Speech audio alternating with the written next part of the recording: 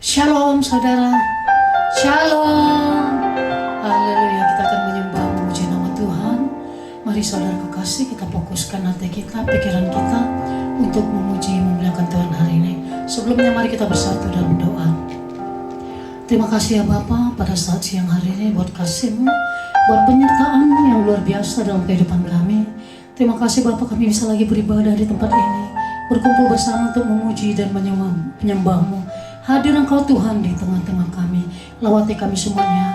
Di dalam nama Tuhan Yesus kami bersyukurkan, berdoa. Haleluya, amin.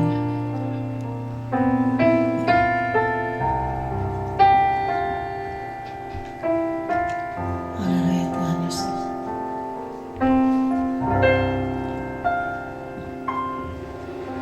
Saat ku masuk ke hadirat-Mu, bawa persembahan ke tempat kudus-Mu, pujian ku naikkan, sembahku berikan bagi-Mu Allah yang mulia.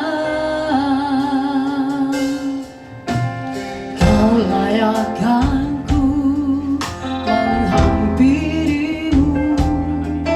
melihat tata kemuliaan-Mu Tuhan. Pujian tunaikan, sembahku berikan bagi-Mu Allah yang mulia. Sama-sama. Oleh kuasa darah-Mu Kau tertebus dosaku, kekudusan-Mu melingkupiku, kasih-Mu mengalir memulihkan hidupku. Sungguh besar anugerah-Mu, Kau selamatkan hidupku. Ku menjadi ciptaan yang baru oleh kuasa darah-Mu. Beri kemuliaan buat Tuhan Yesus. Saudara kita bangkit semuanya berdiri. Kau layakkan kami Tuhan. Kau layakkanku menghampiri-Mu, melihat tata kemuliaan-Mu Tuhan. Pujian tunaikan, sembahku berikan bagi-Mu Allah yang mulia. Oleh kuasa darah-Mu Kau tertebus dosaku, kekudusan-Mu melingkupiku, kasih-Mu mengalir memulihkan hidupku. Sungguh besar anugerah-Mu, Kau selamatkan hidupku. Ku menjadi ciptaan yang baru oleh kuasa. Mari angkat tangan kita kepada Tuhan. Oleh kuasa darah-Mu Tuhan Yesus, oleh kuasa darah-Mu, oleh karena darah-Mu yang tercurah bagi kami,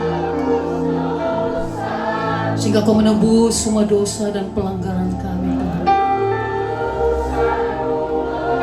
Biar kasih-Mu mengalir di tempat ini, menjamah setiap kami Tuhan, untuk datang memuji dan menyembah-Mu. Sungguh besar anugerah yang Kau berikan bagi kami. Engkau menyelamatkan kami Tuhan, orang-orang yang terhilang.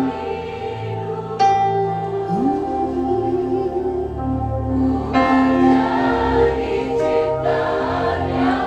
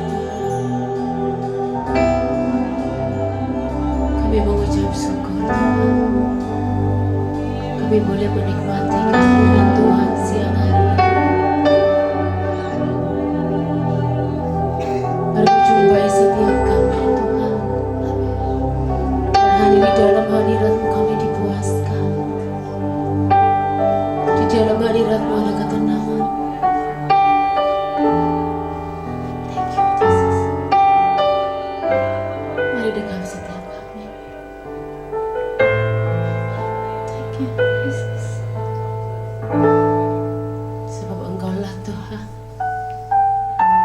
Engkaulah Raja, berdaulat atas kehidupan kami, atas pekerjaan, atas keluarga kami. Mari angkat tanganmu Bapak Ibu Saudara.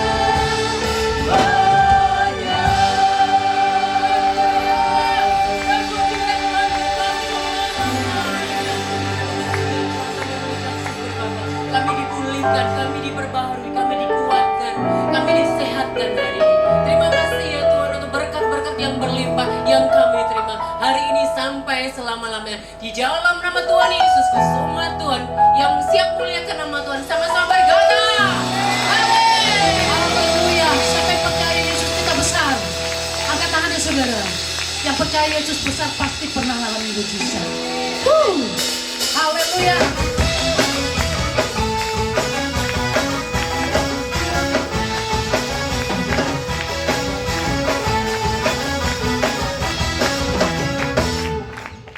Kita besar dan sungguh amat besar,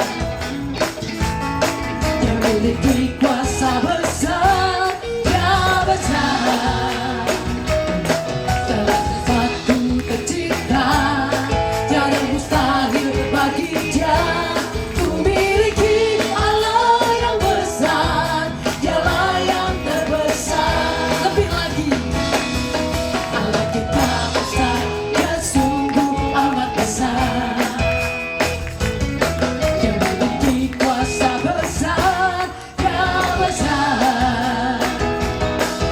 sesuatu tercipta, tiada mustahil bagi Dia.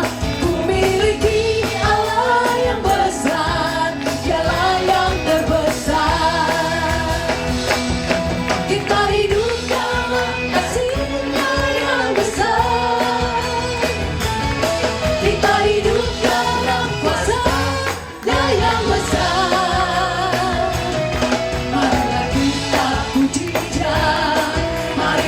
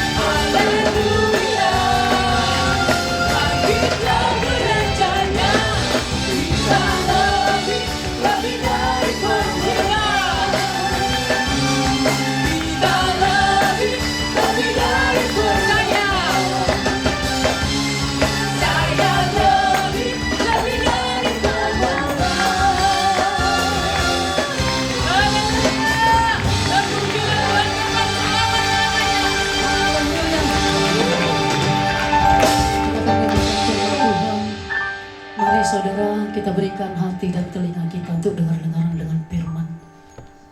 Sebab Tuhan Yesus baik.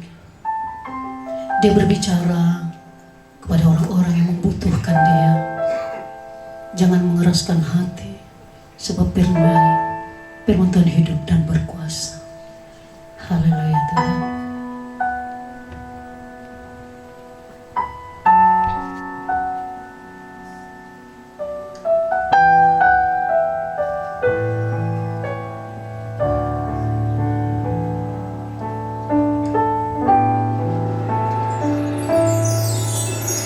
Apapun yang terjadi dalam hidupku ini, tak pernah ku ragukan kasih-Mu Tuhan. Lewat gunung yang tinggi, dalam lembah yang curam, tak pernah ku ragukan janji-Mu Tuhan. Kau berfirman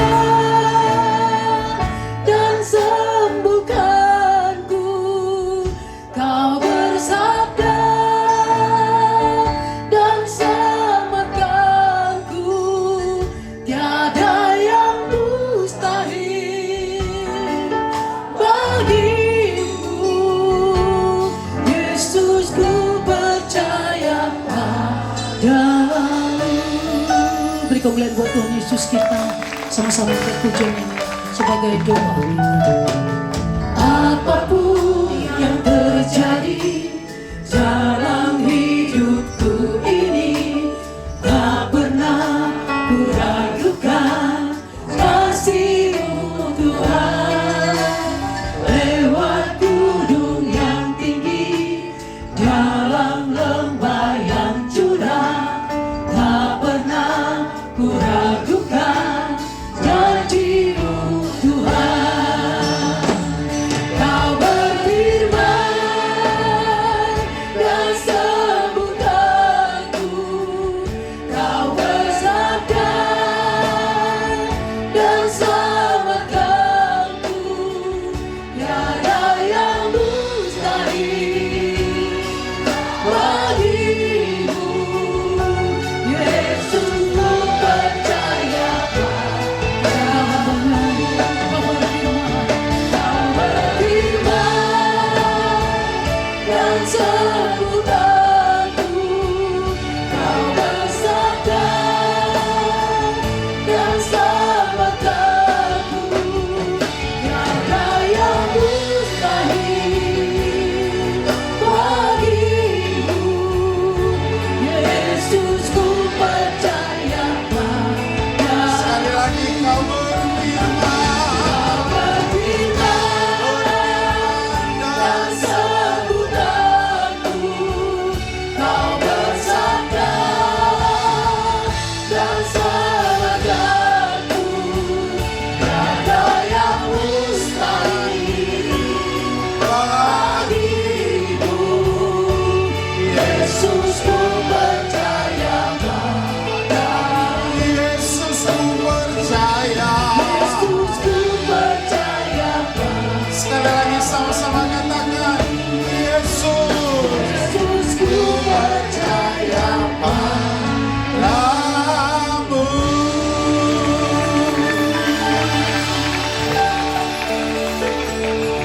Haleluya, kami bersyukur Tuhan atas berkat yang Kau berikan, atas kesempatan yang Kau berikan, atas anugerah yang Kau berikan, sehingga kami ada sampai hari ini. Biarlah siang ini waktunya kami untuk dengar firman. Dalam ibadah kami, berikan kami hikmat untuk dapat menangkap, memahaminya. Berikan kami kuasa-Mu untuk kemampuan melakukannya. Sehingga kehidupan kami jadi berkat bagi banyak orang dan memuliakan nama Tuhan. Karena itu kami berserah, Tuhan ambil alih semuanya. Dalam nama Yesus Tuhan kami berdoa. Amin, amin, amin, amin, amin. Silakan Bapak Ibu Saudara duduk. Oke, puji Tuhan saudara-saudara yang kasih dalam Tuhan. Oke. Baik, saya akan menyapa Bapak Ibu Saudara semua. Shalom. Sekali lagi shalom. Saudara-saudara, sukacita hari ini, apapun yang terjadi saudara-saudara, tapi mari kita belajar bersyukur atas hidup ini, atas bangsa kita, atas negeri kita, atas keluarga kita ya. Nah, biasanya kalau bulan 6 itu Gereja Betel Indonesia mengangkat satu tema tentang keluarga. Nah, di semuanya saudara-saudara, slide-nya, PowerPoint-nya yang dikirim ke semua dari pusat turun sampai ke bawah, dikirim itu bicara tentang keluarga. Tetapi saudara-saudara, mari kita mau belajar saudara-saudara. Seringkali orang hanya fokus kepada bangunan rumah, bukan kepada isi rumahnya, ya. Apa itu keluarga? Keluarga adalah pernikahan antara seorang pria dan wanita, bukan seorang pria dan laki-laki, bukan. Itu bukan keluarga, ya. Pernikahan antara seorang pria dan wanita yang Alkitab memberikan satu perintah kepada kita untuk kita ngapain? Beranak cucu, penuhilah bumi. Jadi Bapak Ibu Saudara yang kasih dalam Tuhan, andai kata saudara belum dikaruniakan oleh Tuhan anak, apakah saudara disebut keluarga? Saya bilang iya. Karena sudah ada pernikahan antara pria dan wanita ya.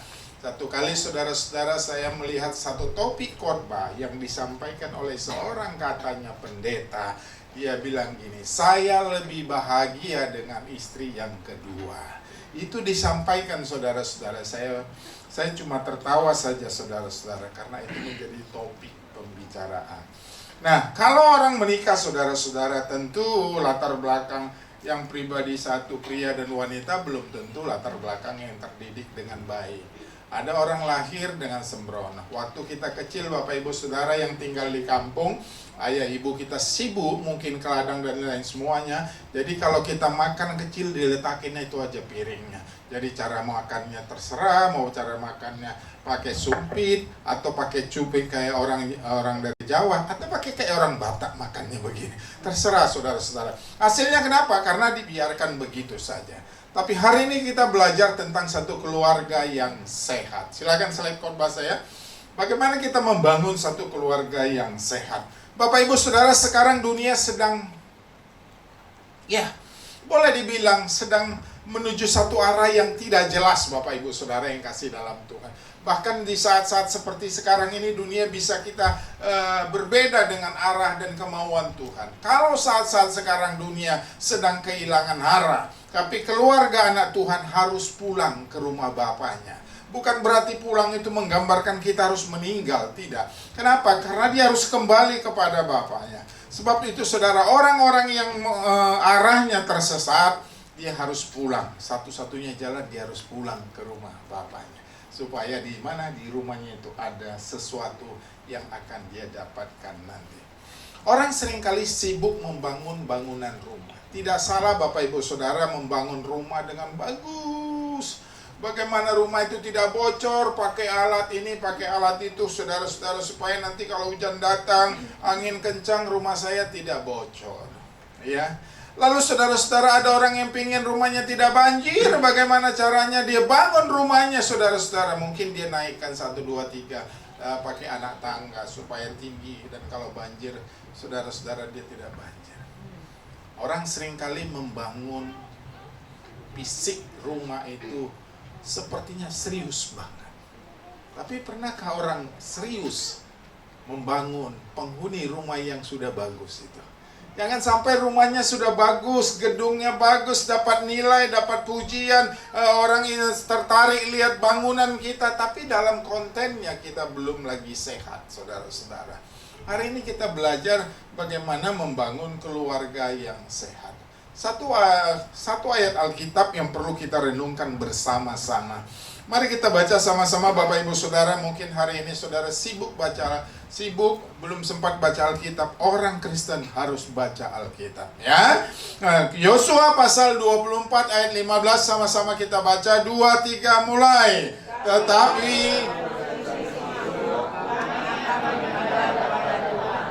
Oke, kenapa Yosua memberikan satu pandangan, memberikan satu sikap, memberikan satu keputusan, memberikan satu gambaran bahwa dia Yosua memastikan dirinya bersama seluruh keluarga akan beribadah kepada Tuhan.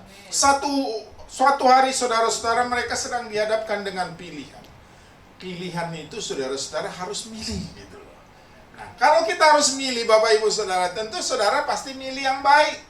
Nggak ada saudara-saudara kalau orang milih itu yang nggak baik. Ah udahlah ini dah ya, nggak. Nah, pasti milihnya yang baik. Nah, Yosua itu kenapa memilih Tuhan? Karena dia sudah mengecap kebaikan Tuhan, pemeliharaan Tuhan, penyertaan Tuhan, kebaikan Tuhan yang dia sudah alamin. Itulah yang membuat dia berani membuat keputusan. Hanya di dalam Tuhan saja saya akan hidup dengan damai dan sukacita. Karena itu Bapak Ibu Saudara, keputusan Yosua kiranya memberikan satu inspirasi bagi kita. Bagaimana kita orang Kristen supaya punya keputusan dalam hidup ini. Dunia boleh arahnya tidak jelas, tapi anak Tuhan harus jelas arahnya. Saudara-saudara, Bapak Ibu Saudara kalau disasarin sama Google enak nggak sih? Hah? Saudara di dalam mobil bisa berantem kan? Kiri kanan, kiri kanan. Kalau sekolah minggu kiri kanan tuh ada Tuhan, nyasar kiri ada Tuhan. Saya kemarin saudara-saudara dapat undangan dari tim Propetik untuk doa pengurapan. Saya sama istri pergi. Puji Tuhan saudara-saudara. Waktu di tol enak, walaupun macet. Saya ingat saudara-saudara, arah Sukabumi katanya. Berarti saya nggak ambil pinggir, karena puncak lagi tutup. Saya pepet di sebelah kanan, jalur aman lah saudara. Lewat Caringin, lampu merah belok kiri. Google, puji Tuhan. Masuk ke jalan, belok kanan, belok kanan. Turun, belok kiri.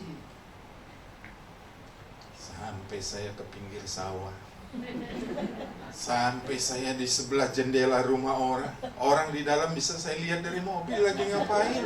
Saudara-saudara, sampai itu. Kalau papasan sama sepeda kita harus berhenti. Tutup spion, sepedanya mepet. Saudara-saudara, kalau ketemu motor sampai begitu.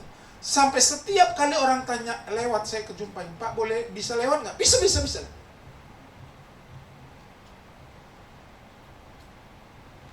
Saya berpikir, kalau saya mundur lagi, itu tanjakannya lebih banyak. Udah saya terusin aja tanggung lah saudara-saudara. Tapi yang mau saya katakan kepada Bapak Ibu Saudara, ketika kita sadar kita sedang nyasar, apakah pemikiran kita mengajak kita kepada hal-hal yang positif? Itu salah satunya seperti Yosua mengingat kebaikan Tuhan, maka dia bisa memutuskan bahwa dia harus beribadah kepada Tuhan.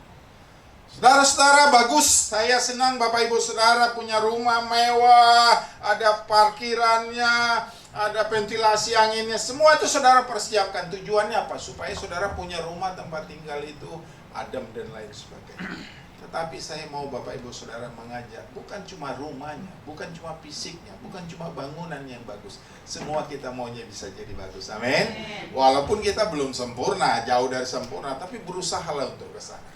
Nah, pada siang hari ini saya akan menyampaikan beberapa poin yang berkaitan tentang bahwa kita harus kembali kepada Tuhan, ya. Yang pertama saudara-saudara, keluarga sehat adalah keluarga harus memiliki ketegasan rohani. Orang punya ketegasan rohani, saudara-saudara, nggak bisa diganggu-gugat. Bapak Ibu, saudara, dalam keluarga harus ada toleransi. Saya setuju toleransi, saudara. Saudara misalkan mau liburan, nih lagi mau masuk liburan anak sekolah. Tanya anak-anak sekolah, mau liburan kemana? Dalam atau luar negeri? Luar negeri! Gitu. Salah nggak? Enggak. Mau kemana? Mau negara ini atau negara itu yang ada pohon sakuranya? Sakura! Gitu. Nggak salah, saudara-saudara. Itu fleksibel. Saudara mau makan, Bapak Ibu Saudara tawarin anak-anak, mau makan apa? Mau makan ini, makan seafood atau steak? Pasti anak-anak milih apa? Jadi mamanya juga dipengaruh steak. Pasti anak-anak makan steak. Makanya saudara-saudara kalau liburan itu kalau udah masuk ke satu tempat ada makanan yang barat-barat, western itu saya udah bingung namanya. Apalagi nama-nama dari negara Sakura sana, saya bingung namanya. Yang saya ingat Tauco, Ajinomoto, gitu. Saya ingat-ingatnya begitu. Tapi saudara-saudara yang kasih dalam Tuhan, itu kebebasan yang boleh kita terjadi. Namun dalam hal rohani, dalam hal Tuhan, kita nggak boleh toleransi. Sekalipun kita melihat orang-orang di luar Tuhan sepertinya lebih kaya, lebih diberkati, tetap kita harus pilih Tuhan. Makanya Yosua ketika dia sedang berhadapan dengan rakyat Israel, kalau kamu mau milih Baal silakan, aku dan keluargaku memilih untuk beribadah kepada Tuhan. Mari kita lihat beberapa poin tentang bahwa keluarga harus punya ketegasan rohani. Yang pertama, saudara-saudara, apa yang dimaksud aku dan Sisi Royer? Yang pertama, supaya kita tidak kehilangan fokus rohani. Ibadah kita cuma seminggu sekali kok. Itu berapa jam? 1,5 jam. 1,5 jam aja udah banyak yang gelisah, geli susah. Kalau lihat jam, saya pikir-pikir Jemaat Bethlehem ini kayaknya banyak pengusaha yang lagi antri order.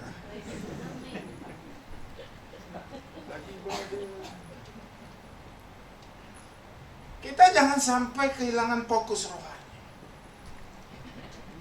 Orang Kristen harus fokus terhadap hal-hal rohani dalam hidupnya. Saya mau kasih tahu Bapak Ibu Saudara, yang dikerjakan dengan hal-hal rohani itu yang nanti akan memotivasi dan mendatangkan hal-hal yang jasmani. Bapak Ibu Saudara, hidup semakin benar, semakin diberkati.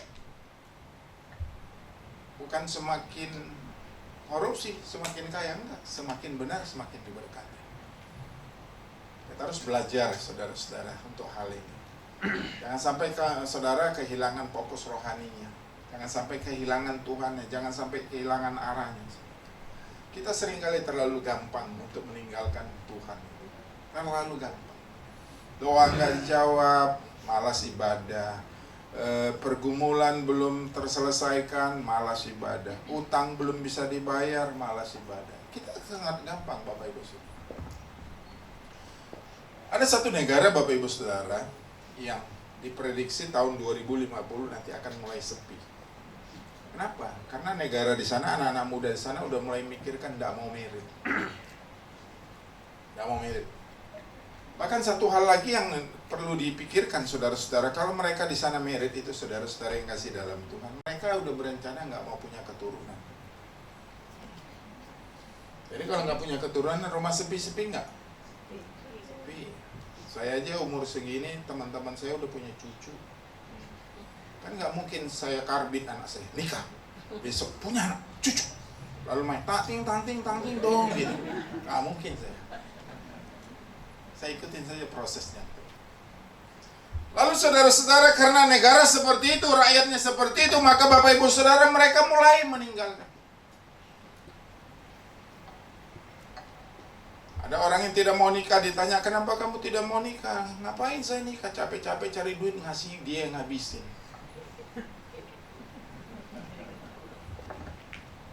Sorry, aku bilang ke sini bukan sebelah sini. Aku cuma begini aja loh.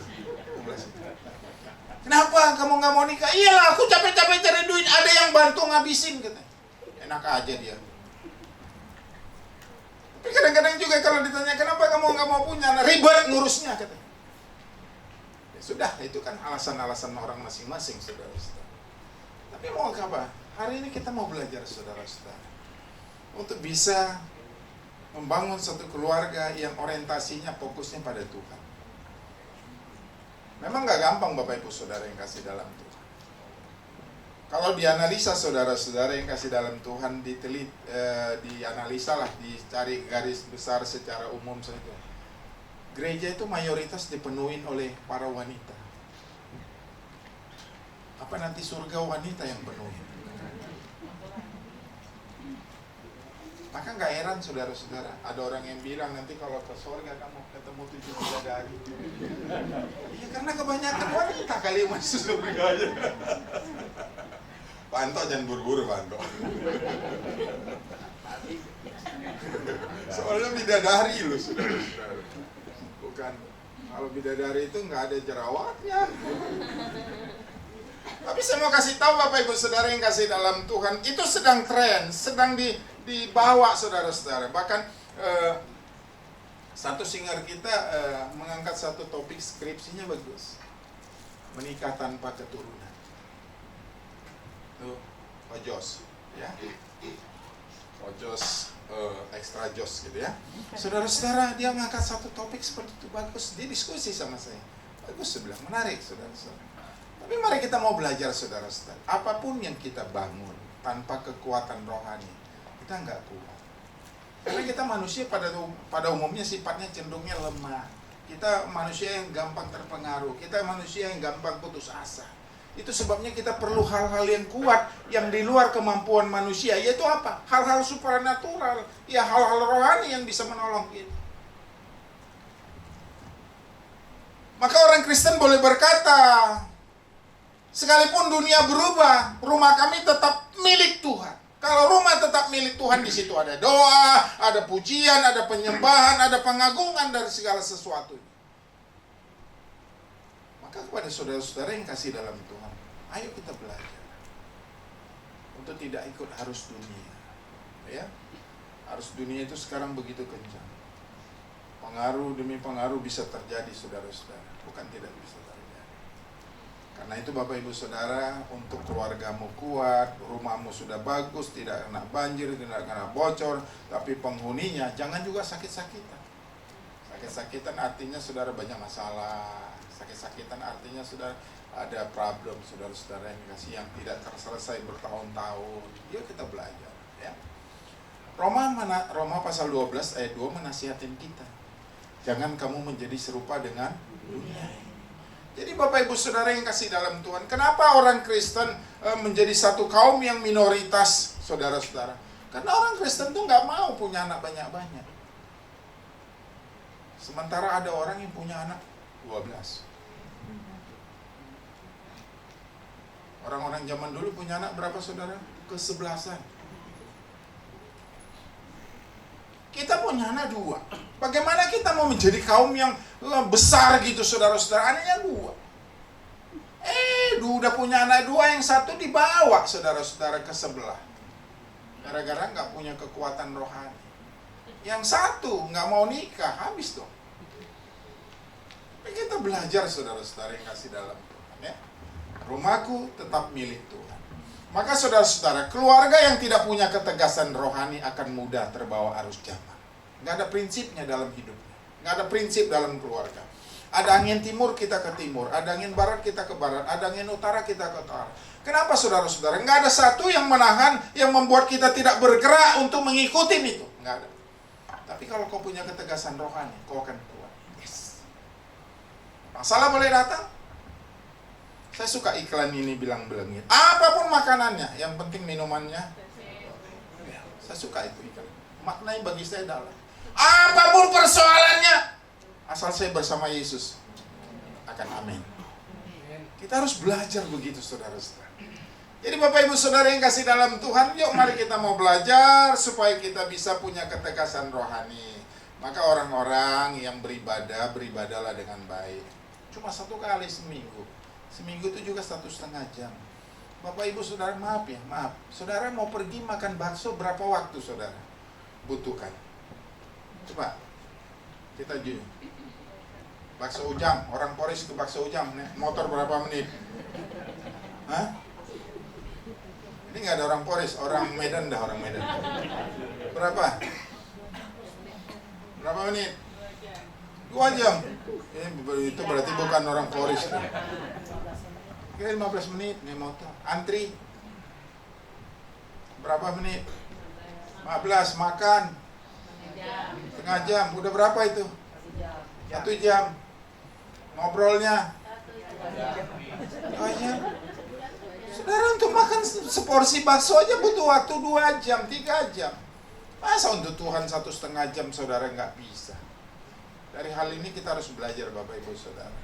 Kita harus punya disiplin atau ketegasan dalam rohani kita. Supaya apa? Supaya kita kuat. Boleh pun ada persoalan, kita tetap kuat. Ada masalah pun, apapun kita tetap kuat. Bapak Ibu Saudara, jangan berpikir kalau kita para hamba Tuhan, kita pendeta nggak ada masalah. Kita tetap punya masalah. Tapi bagaimana kita menyikapi untuk tetap menang dalam masalah, ya? Kita tenang aja saudara-saudara. Saudara kan nggak tahu saya lagi bokeh. Karena saya membiasakan diri. Oke, mau banyak duit, nggak terlihat saya, saudara-saudara. Supaya apa, saudara-saudara? Supaya kalau lagi banyak, jangan orang datang minta. Gitu. Tapi mari kita mau belajar sama-sama, ya. Itu yang pertama Bapak Ibu Saudara, bahwa saudara harus punya ketegasan rohani yang memberikan keuntungan kepada saudara ketika ada masalah, ketika ada persoalan, ketika ada tekanan, ketika ada problem yang bertahun-tahun belum selesai. Saudara masih bisa tetap kuat. Kenapa? Karena hal-hal rohani mampu mengatasi hal-hal yang jasmani. Jadi kalau Bapak Ibu Saudara yang kasih dalam Tuhan, saudara rajin itu karena saudara orang-orang yang sudah membangun kerohanian. Tapi kalau orang yang malas itu ya rohani pun pasti bisa dipastikan lah itu kayak apa ya. Oke, itu yang pertama. Yang kedua saudara-saudara, apa yang perlu kita pelajari dari Yosua? Yosua bilang gini, aku dan sesi keluargaku akan beribadah kepada Tuhan. Artinya keluarga harus menjadikan Tuhan sebagai pusat kehidupan dan sumber berkat. Maaf, negara kita lagi rame betul. Rame tentang apa? Bukan Mas Balil ganteng.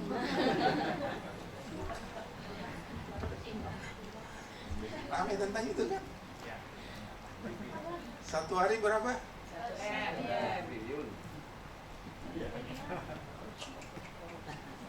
bulan itu udah berapa itu? Saudara, coba. Bapak Ibu maaf. Saudara sebagai laki-laki punya uang dari hasil begitu. Uangnya di mana? Dikasih mana? Kasih istri. Ini istri yang baik. Atau ibu istri yang selalu menunggu kalau suami pulang belum setoran gitu. Nah, dikasih. Tentu kan istri masak, saudara-saudara. Kita anak makan daripada itu. Kan makan bukan dari uang yang benar. Kita harus makan dari uang yang benar. Dari hasil keringat kita. Kita capek nyapu jalan, dapat bulanan. Kita ngepel di rumah orang, dapat bulanan.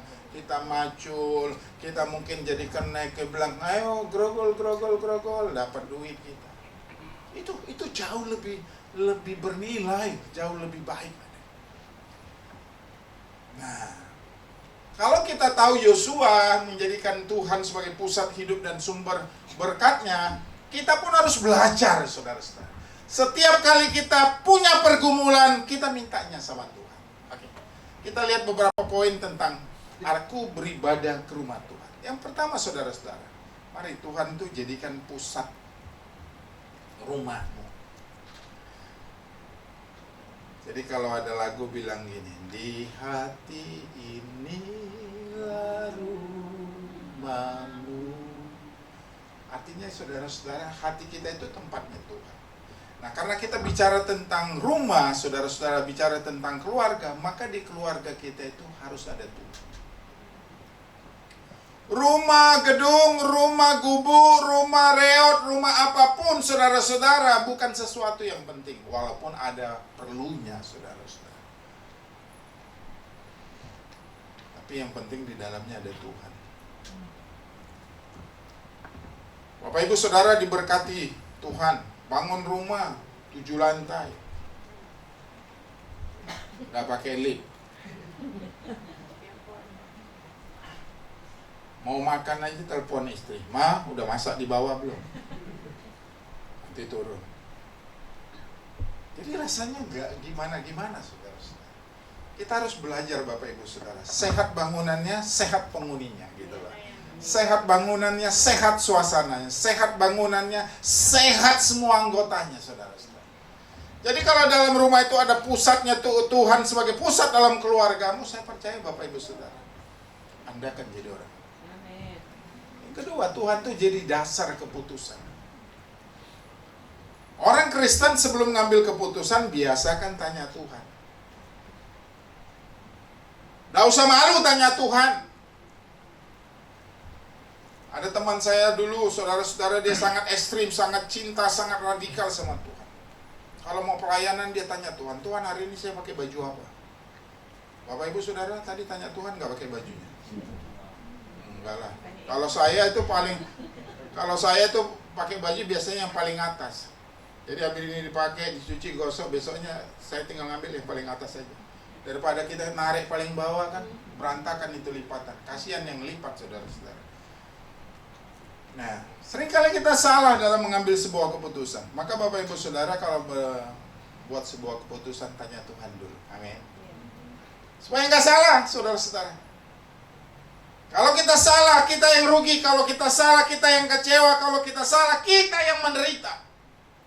Satu kali saja kita salah pilih tukang potong rambut, 1 bulan kita menanggung malu. Itu baru rambut, saudara.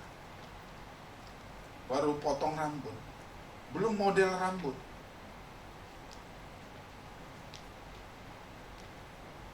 Kan kadang-kadang kita manusia ini suka ikut tren, betul. Kadang-kadang saya enggak lah, pria hampir jarang lah. Wanita itu kebanyakan ikut tren. Dulu rambut panjang, di smoothing gitu. Kalau yang wajahnya pas, cantik. Tapi kalau wajahnya enggak pas, kayak apa yang kejebur got gitu. Kita belajar Bapak Ibu Saudara yang kasih dalam. Segala sesuatu kita coba belajar berinteraksi lah sama Tuhan. Tanya Tuhan tentang sesuatu. Mau beli apa, tanya Tuhan. Mau pergi, tanya Tuhan. Mau liburan, tanya Tuhan. Termasuk saudara-saudara yang kasih dalam Tuhan. Belajar. Karena ada satu persoalan di rumah saya, saudara-saudara, kamar anak saya itu ada masalah AC. Ternyata AC-nya bocor. Jadi malam tuh dikerjain. Janji sih jam 7. Aku sih udahlah, daripada anakku tidurnya nggak pulas, saya bilang nggak apa-apa, saya tunggu. Akhirnya datang jam 9. Jam 9 ngerjain sampai jam 11 kan. Jam 11 saya mandi beres-beres. Saya punya kebiasaan sebelum tidur saya harus nonton berita. Kali aja berita saudara-saudara besok dikasih tahu ada mobil listrik harga 200.000, kan tahu. Kalau saudara nggak tahu kan gitu. Saya nonton berita, selalu suka lihat berita gitu supaya saya tahu. Nah, waktu saya nonton berita Bapak Ibu Saudara, muncul itu iklan. Texran bilang begini. Sepak bola antara Portugal versus Chili pukul 00.35. Itu yang punya hobi, TV nggak mati. Walaupun istrinya bilang berisik, kata, dimatiin suaranya, tapi TV tetap hidup. Begitu saya lihat pukul 00.35 langsung saya matiin. Tuhan, saya mau tidur, besok ibadah.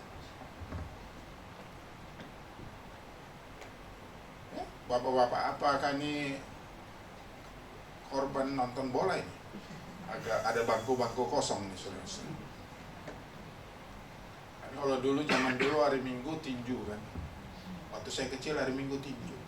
Kadang-kadang kalau hari Minggu tinju, saudara, tinju jam 9 lagi, jam 10. Kita sekolah Minggu jam 9. Kita laki-laki punya jiwa tinjunya kan ada. Itu gurunya lagi meleng, kita kabur. Nonton TV, tinju. Peserta penonton tinju siapa? Ada wanita. Hampir dipastikan nggak ada. Bapak-bapak, saudara. Maka pada waktu itu gereja kosong laki-laki. Hobi kadang-kadang bisa membuat kita segala sesuatunya bermasalah dengan hidup ini. Semua punya hobi, saudara-saudara. Kita punya hobi, tapi jangan sampai salah hobi itu. Hobi jangan sampai mengalahkan kita, ya. Nah, kalau Tuhan dijadikan sebagai sumber berkat kita, maka Mazmur pasal 127 ayat 1 berkata, jikalau bukan Tuhan yang membangun rumah, sia-sialah. Artinya apa Bapak Ibu Saudara? Tidak ada yang melakukan sesuatu yang terbaik dan sesempurna seperti yang dilakukan Tuhan. Maka Tuhanlah satu-satunya yang paling bagus, paling benar untuk dalam pembangunan sebuah rumah. Termasuk gedung, termasuk penghuni. Maka Bapak Ibu Saudara yang kasih dalam Tuhan, kalau kita melihat rumah itu sebagai tempat Tuhan, rumah itu sebagai sumber kehidupan, rumah itu sebagai segala sesuatu di mana ada Tuhan, saya mau kasih tahu. Ada 3 hal yang perlu kita gambarkan dengan baik-baik. Saya dan istri beberapa kali ngomong sama Ibu Tari, udah Bu Tari pindah aja, jual rumah. Bu Tari tinggal di daerah langganan banjir. Rumahnya di bawah jembatan, saudara. Jadi kalau jembatan banjir, hujan itu air itu langsung. Kalau hujan 1 jam, 2 jam, 3 jam, apalagi 1 hari, saudara lihat air 1 meter, di sana biasa. Sampai di belakang itu saya lihat tinggi temboknya itu membentengi sungai. Tapi mereka kenapa? Kalau kita bilang gitu, enggak, saya di situ, rumah saya rumah berkat, saya senang. Dia bukannya malah enggak mau pindah. Dia malah bangun rumah 3 lantai. Saya bingung saudara-saudara. Tapi dia bahagia di situ, ya sudah. Kita tanya saudara-saudara, ini kamar apa? Ini untuk apa? Ini untuk apa? Yang paling kita buat senang apa? Waktu dia bangun rumah, sebagus-bagusnya dia bangun rumah, ada ruang doa. Kita jangan bangun rumah yang bagus-bagus, kita tanya, ini buat ruang apa? Ruang gaplek. Jangan. Jangan. Kalau Imlek ada gaplek kan gitu. Jangan. Kita begitu. Ya. Ada 3 hal yang perlu kita pakai berdasarkan Mazmur 127 ayat 1. Yang pertama, doa sebagai napas. Jadi kalau doa itu sebagai napas, Bapak Ibu Saudara, berarti kita harus berdoa terus. Kenapa? Kita harus bernapas terus. Kalau kita berhenti berdoa, berarti kita berhenti bernapas. Kalau kita berhenti bernapas, berarti kita menjadi kekristenan yang tidak hidup. Walaupun fisiknya bisa berjalan dan aktivitasnya bisa berjalan, tapi tidak berjalan berdasarkan kebenaran firman. Maka kita harus belajar. Kalau kita tahu doa itu sebagai napas sesuatu yang penting, ayo lakukan. Jangan malas jadi orang Kristen berdoa. Dulu waktu saya kalau kumpul di satu perkumpulan, saudara-saudara, sebetulnya kumpul di satu marga gitu. Itu laki-laki paling susah disuruh doa. Kau aja doa katanya. Kau lebih pintar ngomong. Apalagi kau lebih sering merepet, lebih jago ngomongnya gitu. Nah, mari kita mau belajar. Bagaimana doamu sama Tuhan? Kalau kau berkata ini rumah-rumah Tuhan, doamu bagaimana? Ya. Saudara harus belajar. Yang kedua, saudara-saudara, firman sebagai dasar. Hati-hati dalam bertindak. Firman sebagai dasar. Bapak Ibu Saudara, saya sedang mengalami satu urusan yang gak enak. Jadi sebenarnya urusan ini memang sangat gak enak. Apalagi mengeluarkan uang dengan terpaksa, bukan karena kita. Jadi rumah saya ada disewa orang gitu. Waktu disewa orang, saudara-saudara, ramai beritanya. Rumah udah kosong. Udah kosong. Waktu saya lihat rumah saya, saudara-saudara, saya menemu di situ. Ada surat cinta dari perairan. Saya lihat surat cintanya, saudara-saudara. Itu nggak banyak. Puji Tuhan. 34.785.000. 34.785.000 bayar air. Sampai saya ketemu, saya bilang di Tuhan, kalau nggak sabar-sabar gimana ini Tuhan? Itu saya lihat saudara-saudara, rumah saya bukan cuma air yang nggak dibayar, itu jet pump pompa airnya juga hilang. Entah siapa yang mengambil itu. Saya diam aja, saya sabar. Akhirnya saya bilang, Tuhan kasih saya kemampuan, saya kasih hikmat untuk bicara saya bagaimana supaya rumah saya bisa selesai. Saya baca firman, saya merenungkan, baca firman, merenung. Akhirnya saya dapat ide. Oke, kita pergi. Ayo kita pergi ke kantor. Urusan di kantor, saudara. Saya kantor. Waktu dialog sama orang-orang sana, saya cuma bilang gini, Bu, itu air kan punya Tuhan.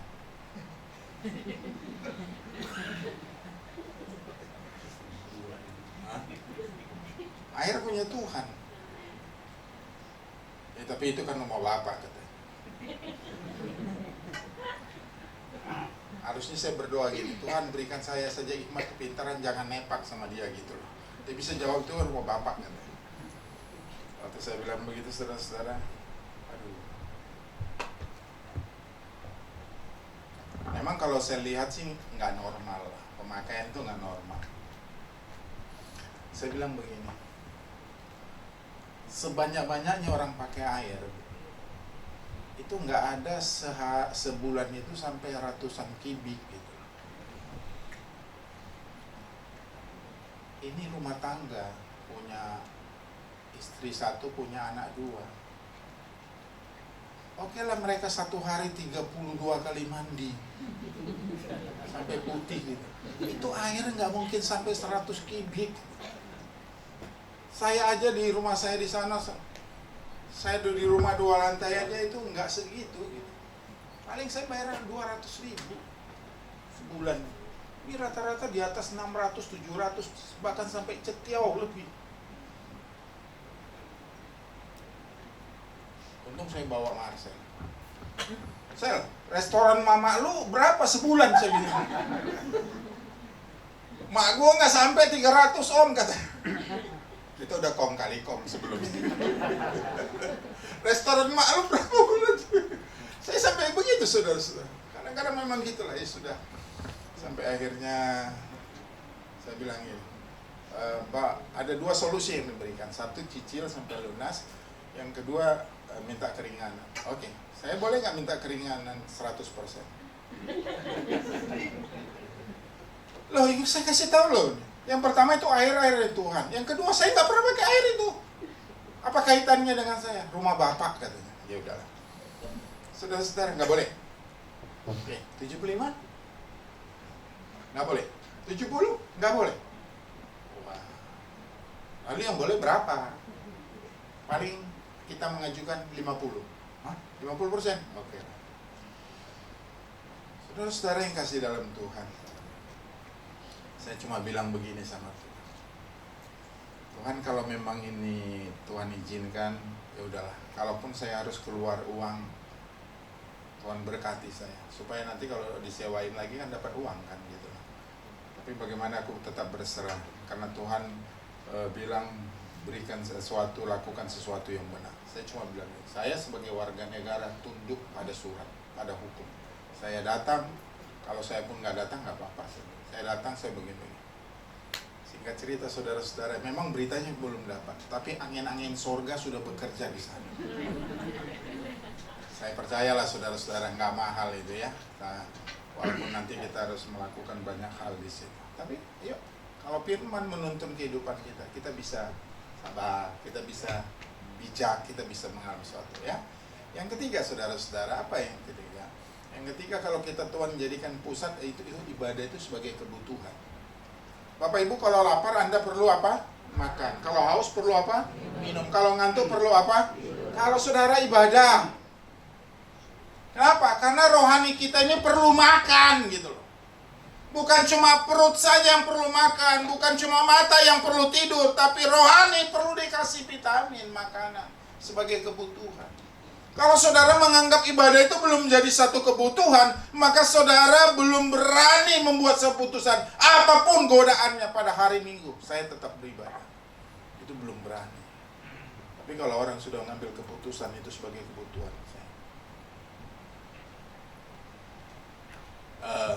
istri saya agak sedikit bawel sama anak-anak kalau ibadah, suka nanya tuh, firmannya apa?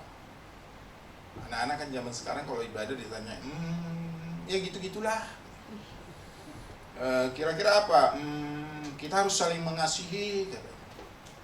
Tapi maksudnya memastikan kalau anak itu ibadah. Orang tua, Anda jangan toleransi terhadap anakmu tentang ibadah. Karena itu cikal bakalnya untuk jadi orang hebat diberkatin di hari tuanya. Jangan toleransi gitu. Kamu nggak tidur, nggak ibadah, iya bagus. Kamu mau apa? Handphone yang terbaru, oh bagus, besok papa beli. Jangan didik anak dengan cara yang nggak baik. Didik anak dengan cara firman. Supaya apa saudara? Supaya dia bisa melatih. Supaya dia bisa. Satu kali anak saya yang laki punya pernyataan bilang, Tuhan itu kalau baik kenapa menghukum manusia, kata. Bapak Ibu kalau menjawab begitu gimana? Justru Tuhan itu baik, dihukum yang nggak baik. Kita harus jelaskan dengan sabar kepada mereka. Kalau orang anak-anak agak pintar intelektualnya begitu, nanya yang kritis. Tapi kita harus belajar. Tapi inti poin kita mau kasih tahu bahwa ibadah itu sebagai kebutuhan. Ya kemarin saya pulang kampung mau cari tempat ibadah, nggak apa-apa. Kebetulan di kampung ada ibadah satu organisasi. Nggak ada satu organisasi pun, saudara harus ibadah. Jangan alasan nggak ada gereja yang sama Pak. Ibadah. Walaupun saudara di dalam ibadah itu nggak tahu, saudara nggak mengerti, penting kau ibadah sama Tuhan. Bukan organisasinya, tapi kau saudara ibadah. Ya. Nah rumah yang menjadikan Tuhan pusatnya mungkin tidak sempurna. Rumah tangga saya belum sempurna. Rumah tangga Bapak Ibu Saudara mungkin belum sempurna. Tetapi sekalipun kita belum sempurna, kita akan tetap kuat menghadapi masalah demi masalah yang sedang terjadi dalam hidup ini. Dalam negara kita masalah demi masalah.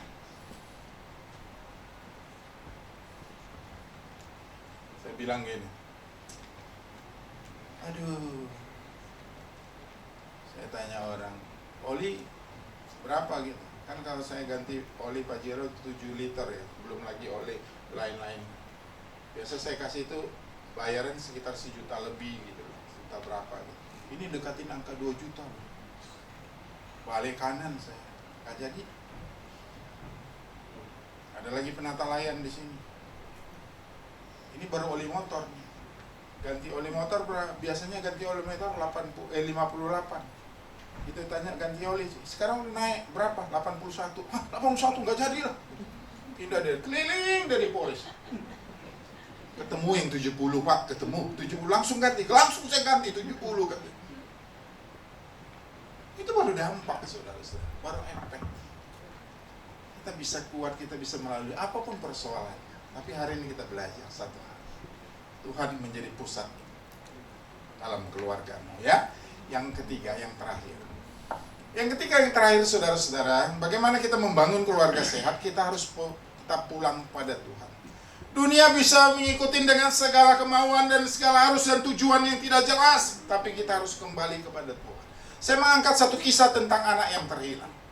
Mungkin di dalam ibadah ini, di dalam gereja ini, di dalam umat-umat ini ada saudara-saudara yang mungkin keluarganya sedang retak, belum pecah, retak. Artinya masalah-masalah cukup serius. Mungkin di tempat kita ini sudah banyak orang yang mencucurkan air mata karena sulitnya ekonomi. Semua usaha bisnis dagangannya sulit mencucurkan air mata. Atau saudara-saudara hampir menyerah dalam hidup. Aku tak sanggup lagi. Tapi saudara harus belajar. Yesus itu selalu menunggu kita di balik pintu. Maka Bapak Ibu Saudara, saya angkat kisah tentang anak yang terhilang. Bagaimana seorang anak orang kaya dapat warisan, punya uang, punya harta, akan pergi ke satu tempat dengan berbagai macam ekspektasi, dengan berbagai macam keinginan, dengan berbagai macam cita-cita yang akan dia raih di satu tempat yang berbeda. Tapi saudara, selama dalam perjalanan dia gagal. Akhirnya semua yang dia punya habis. Dia pun mencari pekerjaan. Kalau kita lihat ini, orang susah kerja zaman sekarang atau zaman dulu udah mulai susah. Zaman dulu juga udah susah kerja. Bayangkan anak orang kaya, akhirnya kerjalah di kandang babi. Saudara-saudara, saya kalau dengarkan cerita mengurus babi, saya pernah mengurus babi, saudara-saudara. Punya ayah ibu saya, lebih kurang 5 ekor. Babi itu kalau tiap hari dikasih makan 1 hari 2 kali. Kalau 3 kali itu manusia. Kalau babi itu 2 kali. Kalau 3 kali, iya manusia. Kalau 5 kali, manusia tambah babi. Jadi saudara-saudara setiap hari cari daun talas, daun keladi di sana, potong-potong, daun bijalar, potong-potong, campur deda, campur singkong apa semua itu dimasak. Itu makanannya sehat karena dimasak. Semuanya makanan bergizi. Cuma satu yang enggak bergizi. Lauknya ebi busuk. Supaya wangi, supaya dia lahap makan. Terus dikasih. Kita kadang-kadang udah dikasih makan, saudara-saudara. Kita lagi pas mandiin, tuh babi harus dimandiin. Gak bisa dia mandi sendiri. Sikat, saya sikat aja saudara-saudara. Kadang-kadang udah disikat, maaf ya. Namanya orang habis dikasih makan, dimandiin, sikat, belakang tumpah itu lagi. Terpaksa siram-siramin semua. Aku kan itu saudara. Pekerjaannya jorok. Tapi anak orang yang kaya ini, saudara-saudara, ketika dalam penderitaannya, dia ingat bapaknya kaya. Saya mau mengingatkan saudara, ketika engkau sedang punya persoalan, ingat Tuhan kita itu kaya. Amen. Kalau kita tahu dia punya segala sesuatu, kenapa kita nggak pulang kepada Tuhan? Kenapa kita nggak pulang kepada Bapak kita? Anak yang terhilang ini saudara-saudara dari kejauhan disambut oleh ayahnya. Dan ketika dia berjumpa, dirangkul, dipeluk oleh ayahnya, dipakaikan jubah, dipakaikan cincin. Segala sesuatu yang dia lakukan untuk kesenangan anak dia lakukan. Sehancur-hancurnya saudara, kalau pulang ke Tuhan, Tuhan tetap baik. Tuhan tetap berkati. Tuhan tetap kasih yang terbaik padanya. Hari ini ada 4 hal yang mau saya sampaikan ketika engkau harus kembali kepada Tuhan. Rumah yang kembali kepada Tuhan, satu, akan dipulihkan. Akan dipulihkan. Bapak ibu saudara, kalau engkau akan pulang, akan dipulihkan. Saya dapat berita kemarin, kita ngumpul lah sama 2 hari yang lalu ya. Anak saya baru datang nih, baru pulang liburan kuliah. Lalu biasa udah sampai kamarnya, dikeluarin semua perabotannya, ini semua lah. Terus maminya iseng. Maminya bilang, udah dandan dek, kayaknya udah punya pacar nih. Anak saya ngomong saudara, jawabannya nggak panjang, singkat. Nggak. Tapi maksud saya adalah saudara-saudara, hidup itu harus punya ketegasan. Ya.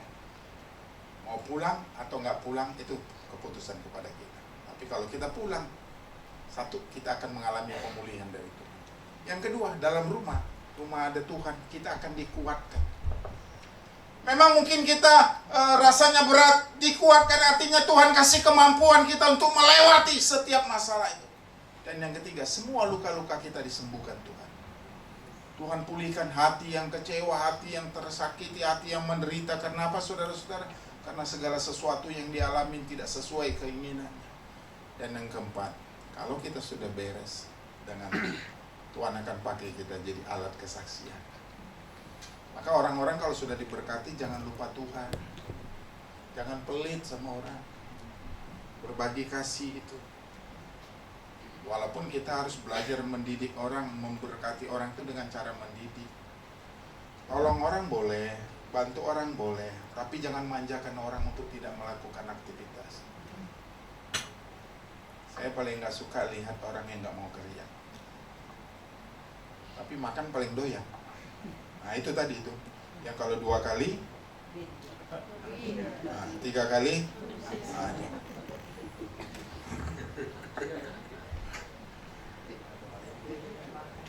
jadi mari kita mau belajar sama-sama sebagai penutup khotbah saya.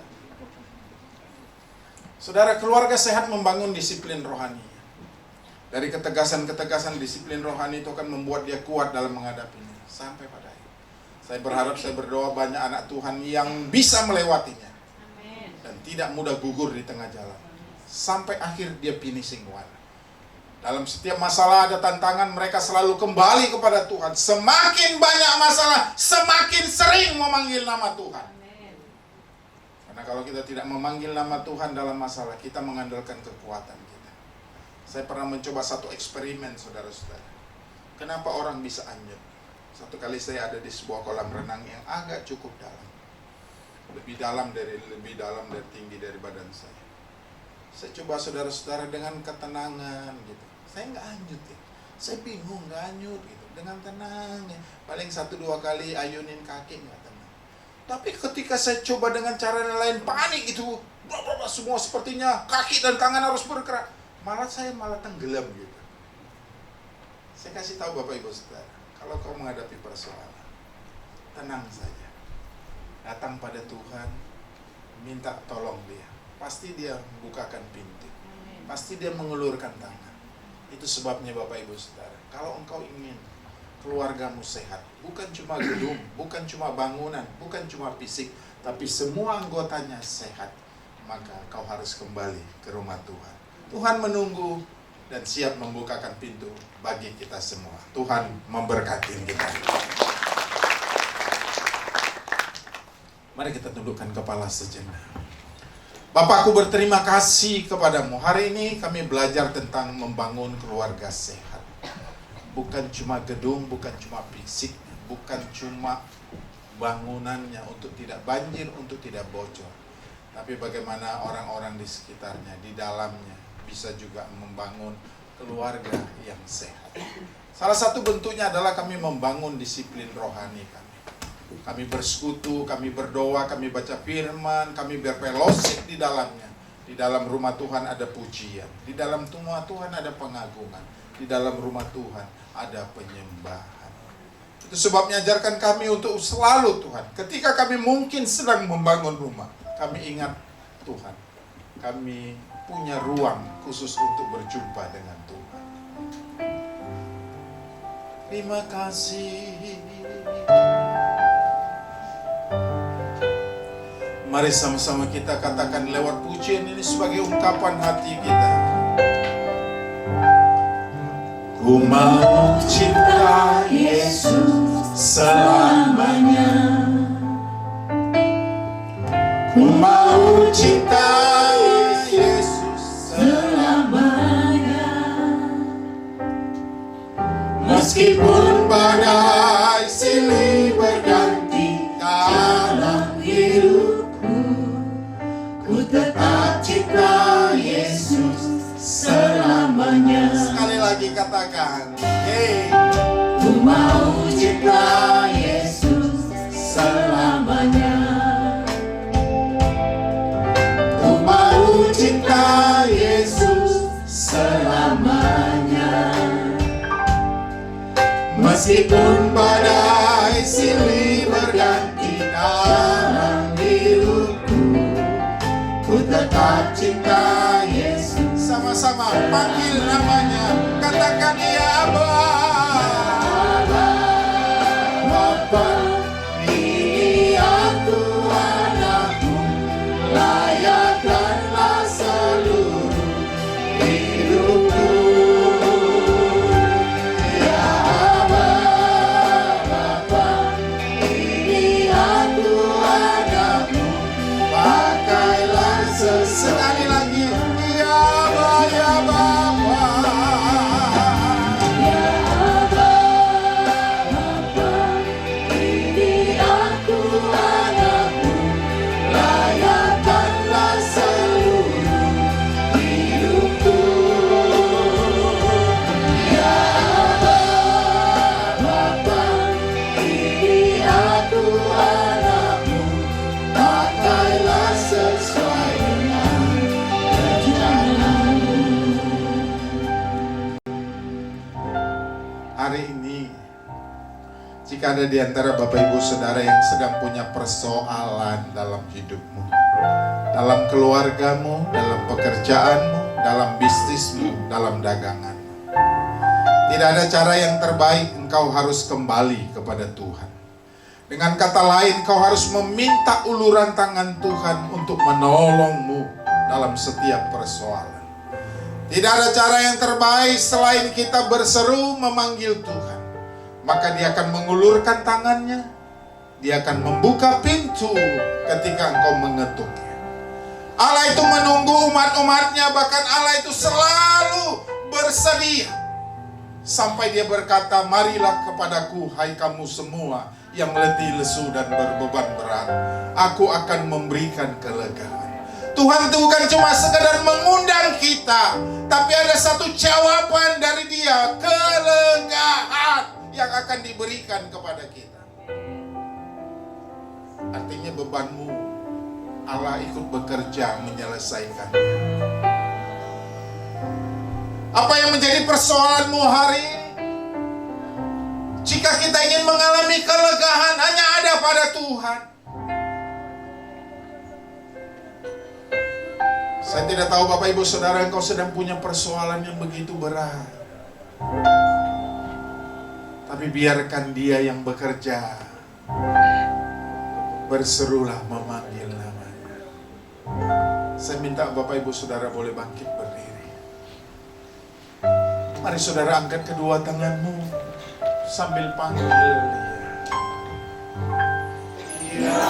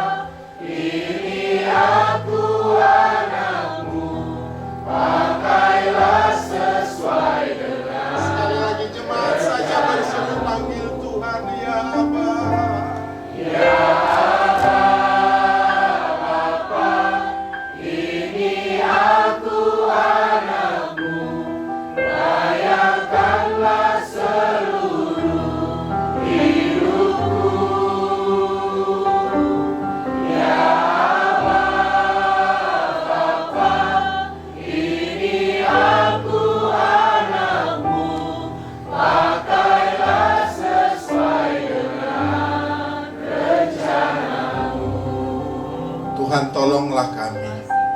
Dalam setiap persoalan kami masing-masing Tuhan tolong. Sehingga semua terbuka pintu anugerah-Mu. Tidak ada yang tidak bisa Tuhan kerjakan. Tidak ada yang Tuhan tidak bisa tolong. Tidak ada yang Tuhan tidak bisa adakan. Semua bersama Tuhan bisa. Meskipun kami harus melewati rintangan, kami percaya ada Tuhan yang mengulurkan tangannya. Ada Tuhan yang membuka pintu anugerahnya. Ada Tuhan yang datang mengampirinya. Apapun bentuk persoalan, Yesus sedang menunggu engkau untuk berteriak memanggilnya. Yesus berkata, marilah kepadaku hai kamu yang letih lesu dan berbeban berat. Aku akan memberi kelegaan. Bawa bebanmu pada Tuhan. Kelegaan akan datang daripada Tuhan. Terima kasih. Terima kasih. Semua kita sama-sama sekali lagi memanggil Bapa itu. Iya.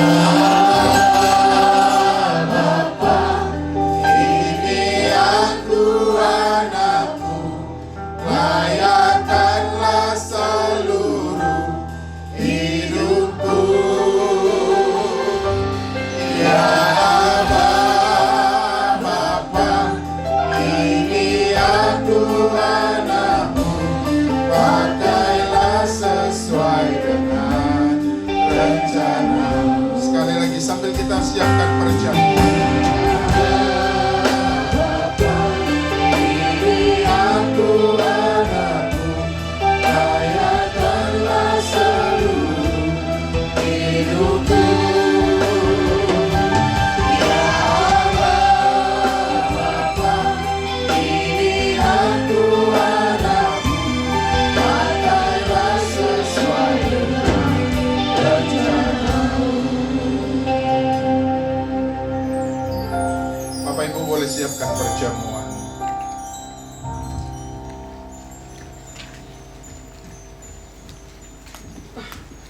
Mari kita angkat tinggi-tinggi melebihi kepala kita.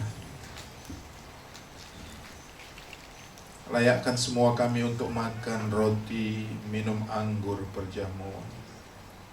Sehingga di dalamnya kami layak untuk diberkati oleh Tuhan. Izinkan kami mengalami mujizat kesembuhan lewat roti dan anggur perjamuan, sehingga kami pun diberkati oleh Tuhan. Karena itu kami berserah sepenuhnya kepada Tuhan. Sebab apa yang telah kuteruskan kepadamu telah kuterima dari Tuhan, yaitu bahwa Tuhan Yesus pada malam waktu ia diserahkan mengambil roti, dan sesudah itu ia mengucap syukur atasnya. Ia memecah-mecahkannya dan berkata, inilah tubuhku yang diserahkan bagi kamu. Perbuatlah ini menjadi peringatan akan aku. Mari kita makan.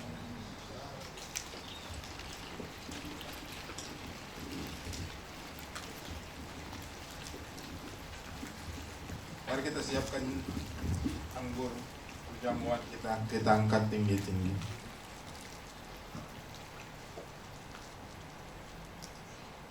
Demikian juga ia mengambil cawan sesudah makan lalu berkata, cawan ini adalah perjanjian baru yang dimeteraikan oleh darahku. Perbuatlah ini setiap kali kamu meminumnya menjadi peringatan akan aku. Sebab setiap kali kamu makan roti ini dan minum cawan ini, kamu memberitakan kematian Tuhan sampai ia datang. Mari kita minum.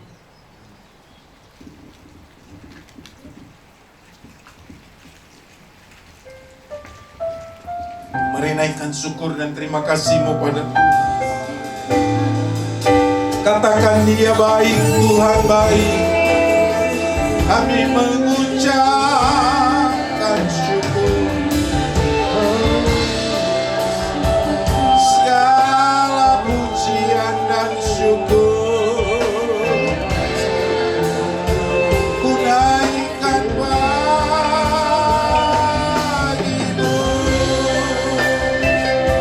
Yesus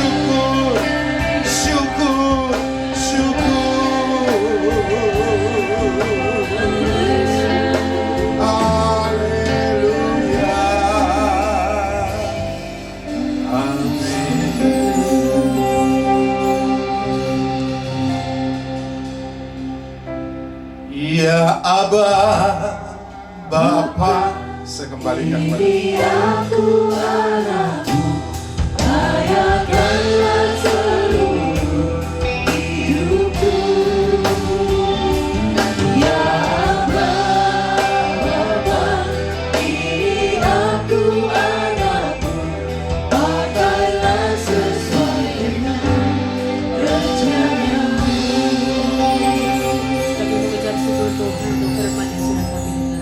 Jadikan kami keluarga-keluarga yang berkenan kepada Tuhan, yang memuliakan nama Tuhan. Terima kasih ya Bapa. Biarlah ya Tuhan Yesus, Kau memberkati ya Tuhan hamba-Mu, Bapak Gembala yang sudah menyampaikan kepada firman Tuhan. Kira juga memberkati keluarganya ya Bapa. Apa yang dia perlukan, yang dia butuhkan, kiranya Tuhan yang mencukupi, berikan kesehatan, berkat yang daripada Engkau. Terima kasih ya Tuhan, kami mengucap syukur. Roh Kudus memeteraikan firman-Mu. Demi nama Tuhan Yesus Kristus kami berdoa bersyukur. Haleluya. Amin. Silakan duduk kembali Bapak Ibu Saudara. Mari kita akan menyiapkan persembahan kita yang terbaik untuk Tuhan Yesus.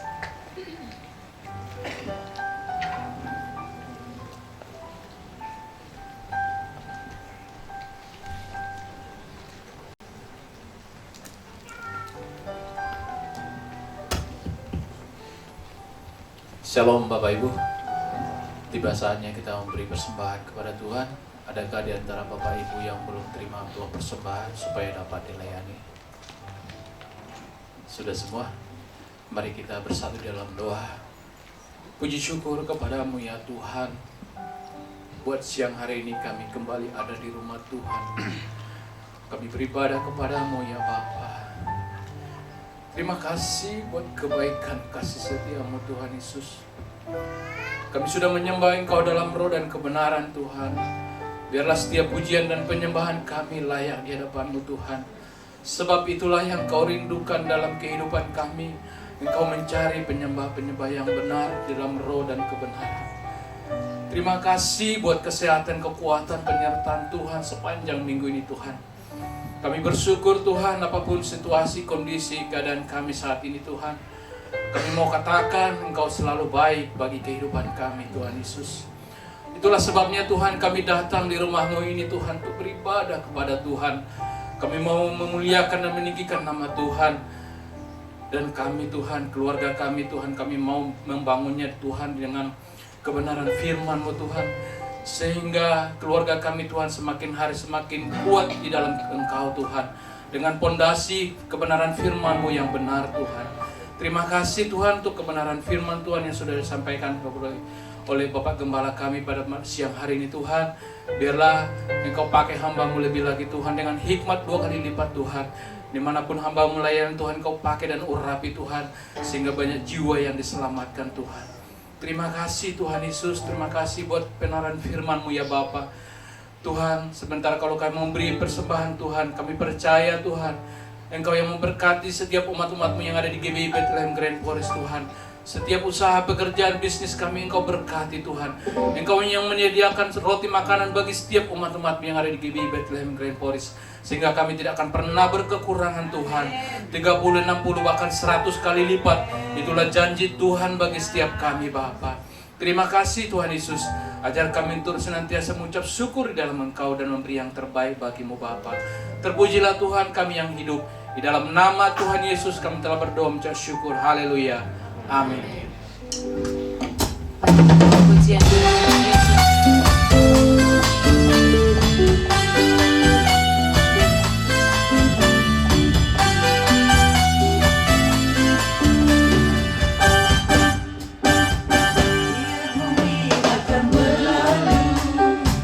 Biar bulan tak bercahaya lagi, biar langit akan bergoncang, matahari tak bersinar lagi, tetapi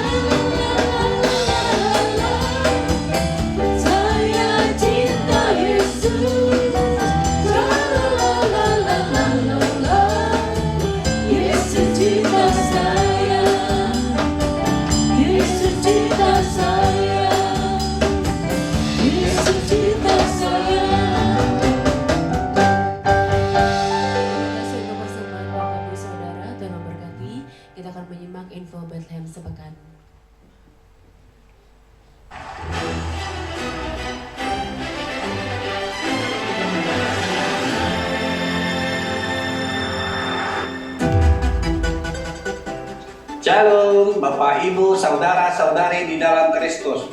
Berikut kami sampaikan info Bethlehem sepekan. Mari kita saksikan bersama-sama. Ibadah Raya hari Minggu 14 Juni 2026. Ibadah pertama pukul 7 pagi, ibadah kedua pukul 9 pagi. Firman Tuhan akan dilayani oleh Evangelis Alfani Mahadewi. Ibadah ketiga pukul 11 siang dan ibadah keempat pukul 5 sore. Firman Tuhan akan dilayani oleh PDP Benyamin Setiadi. Praise and worship semua ibadah akan dilayani oleh worship leader Joseph dan Luciana. Bagi Bapak Ibu yang mempunyai anak di usia sekolah minggu, mari ajak anak Anda untuk mengikuti ibadah sekolah minggu setiap hari Minggu pukul 9 pagi dan pukul 11 siang secara onsite di gereja. Ayo anak-anak bergembira dan memuji Tuhan bersama. Shalom para wanita Allah. Kami mengajak Anda semua untuk dapat mengikuti ibadah WBI Bethlehem Rainforest yang akan diadakan setiap hari Rabu pukul 7 malam. Mari bertumbuh bersama di dalam Kristus. Hari Pemuda-Pemudi Bethlehem Youth New Generation mengajak kalian semua untuk bergabung dalam ibadah youth pada hari Sabtu pukul 6 sore. Mari pria Bethlehem bergabung bersama kami dalam ibadah kombat yang diadakan secara onsite di gereja pada hari Jumat pukul 7.30 malam. Jadilah pria hebat, berkarakter, dan berintegritas di dalam Tuhan. Shalom. Shalom jemaat yang terkasih dalam Tuhan. Hari Kamis 11 Juni 2026 pukul 19.30 malam ada ibadah doa pelayan Tuhan. Firman Tuhan akan dilayani oleh Bapak Gembala kita, Pendeta James Tony Aritonang. Dan doa syafaat oleh penata layan jam 5 sore. Dengan pokok doa sebagai berikut. Mari bertumbuh bersama, biar roh kita menyala-nyala dan layanilah Tuhan. Shalom jemaat yang dikasihi Kristus. Gereja akan mengadakan kegiatan donor darah pada hari Sabtu 4 Juli 2026 pukul 8 pagi sampai pukul 12 siang di gereja. Bagi yang ingin mendonorkan darahnya dapat menghubungi sekretariat gereja. Kegiatan donor darah ini terbuka untuk umum. Shalom jemaat yang terkasih dalam Kristus. Mari hadiri seminar keluarga yang akan diadakan pada hari Selasa 16 Juni 2026 pukul 9 pagi sampai pukul 3 sore di gereja. Pendaftaran dapat menghubungi Saudari Irma. Selanjutnya kami sampaikan info ponsel gereja. Mari Bapak Ibu semua bergabung bersama kami dalam ibadah ponsel dan kita bertumbuh bersama di dalam Yesus Kristus Tuhan. Dan ponsel dewasa muda akan diadakan setiap hari Senin pukul 19.30 malam.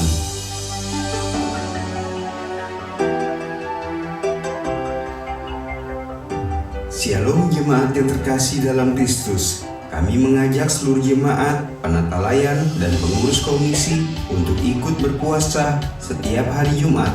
Mari kita bertekun dan bertumbuh di dalam Tuhan. Berikut info persepuluhan GBI Bethlehem Rainforest.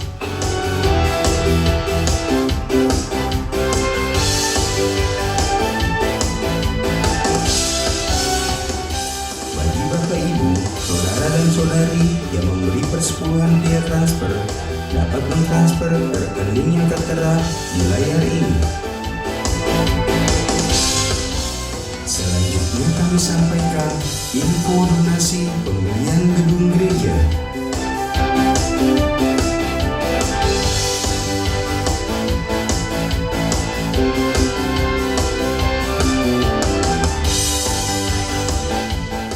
Demi Demikianlah info Bethlehem sepekan. Sehat selalu untuk kita semua. Dukung terus program gereja kita. Selamat hari Minggu dan selamat beribadah. Tuhan Yesus memberkati kita semua. Shalom.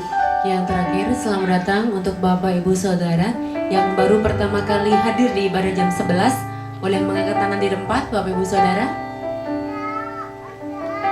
Puji nama Tuhan. Katakan kanan kirimu, minggu depan kita bawa jiwa buat Tuhan. Mari sama-sama kita bangkit berdiri, Bapak Ibu Saudara. Kita akan mengakhiri ibadah kita. Kepada Bapak Gembala dipersilakan.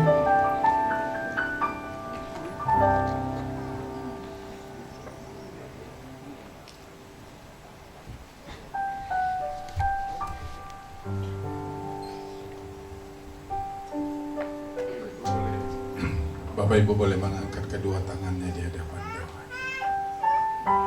Tak pernah berhenti kami berserah kepadamu Tuhan. Apapun situasi, zaman, keadaan, Tuhan tetap pegangan kami selamanya.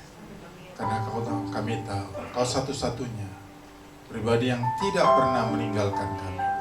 Kau satu-satunya pribadi yang selalu menggenapi apa yang Kau ucapkan. Karena itu kami sangat percaya kepadamu.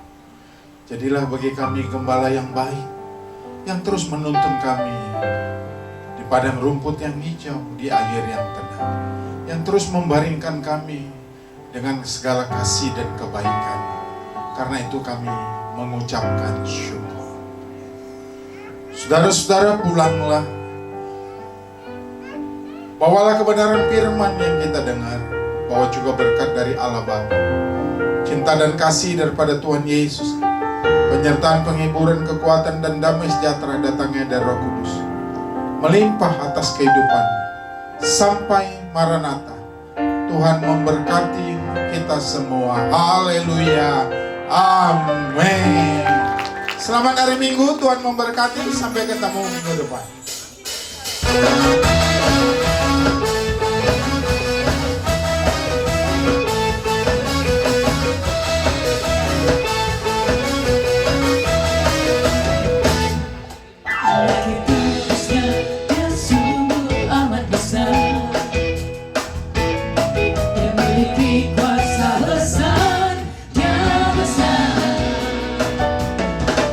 Sesuatu tercipta